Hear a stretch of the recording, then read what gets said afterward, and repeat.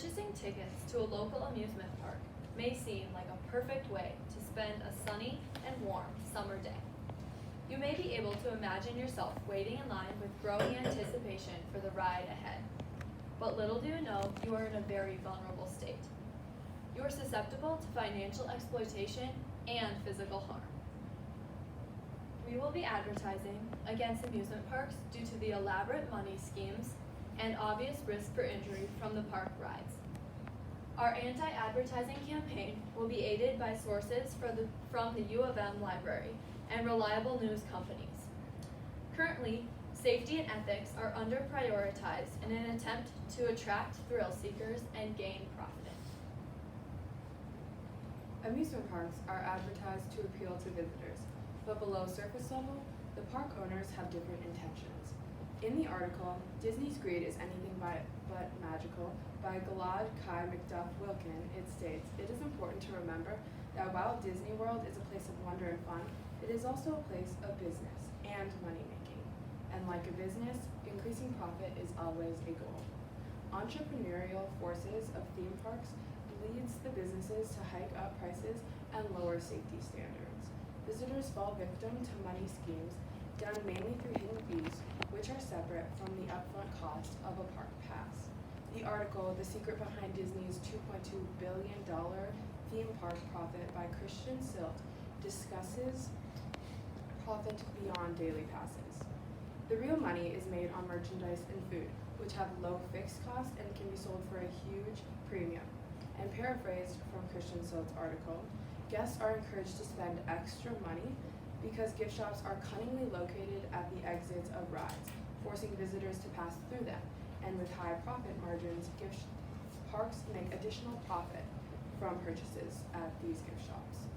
People innocently visit parks with the plan to only spend a certain amount, but end up paying significantly more due to hidden fees on food and merchandise. Amusement park's goal is not necessarily to entertain the visitors, but rather yield the financial benefits from each visitor. The business mindset is not the only negative of the parks. We will now show you our video advertisement to highlight the physical dangers associated with the rides and attractions.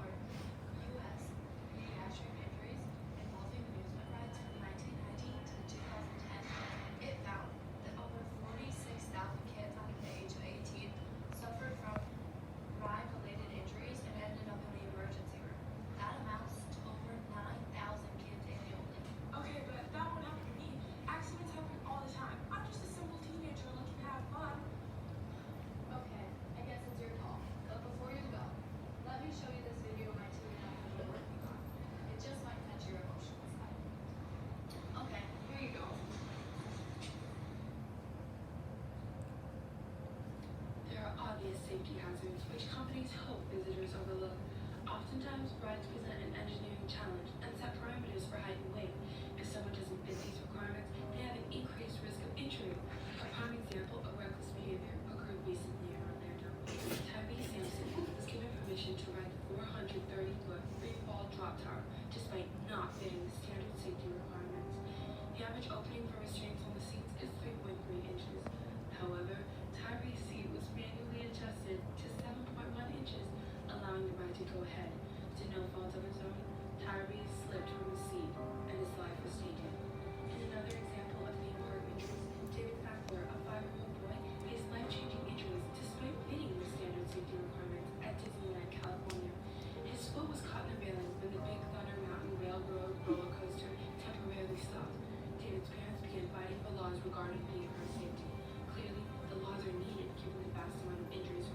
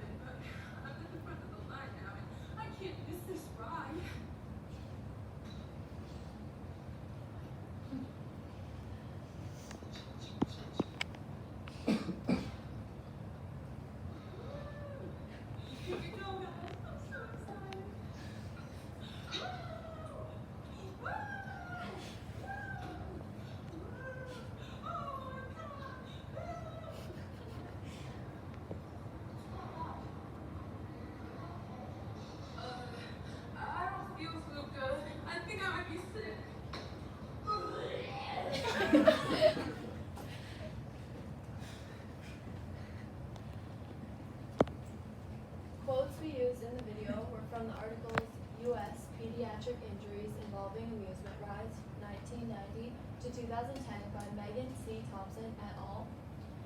The information about Tyree was used from the Tampa Bay Times article Sensors Were Adjusted on an Orlando amusement park ride where teen fell to death.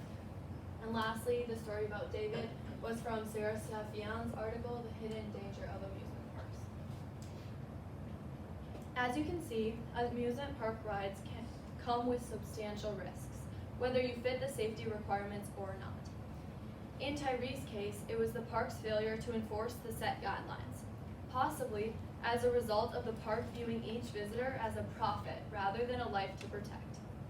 Additionally, it is evident that the parks don't prioritize safety because their own advertisements highlight visitors disobeying the park's own rules of keeping hands and feet within the moving ride. This directly relates to David's incident at Disneyland, as talked about in the video. Paraphrasing from Sarah Safian's article, Disneyland's director of communication defended the park's safety by mentioning the daily safety inspections and that David's injury proves the need to keep all body parts inside the ride. Ironically, Disneyland's own advertisements violate this exact rule by showing riders with their hands in the air while the ride is moving. David remains one of the countless victims of the dangers within amusement parks, and future action needs to be taken. We'll now be showing our print ad.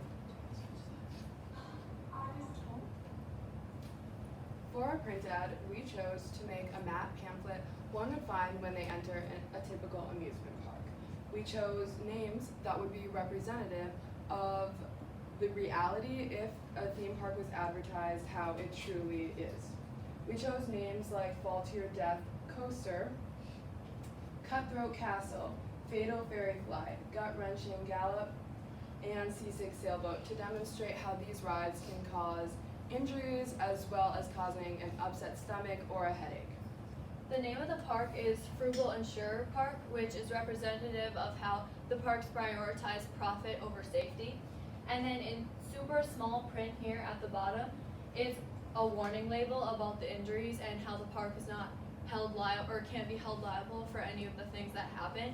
This is kind of representative of how a lot of times the parks don't have to hold any accountability for the people that are getting hurt there or sick, and they're kind of like hiding that underneath, which is why it's in such small print.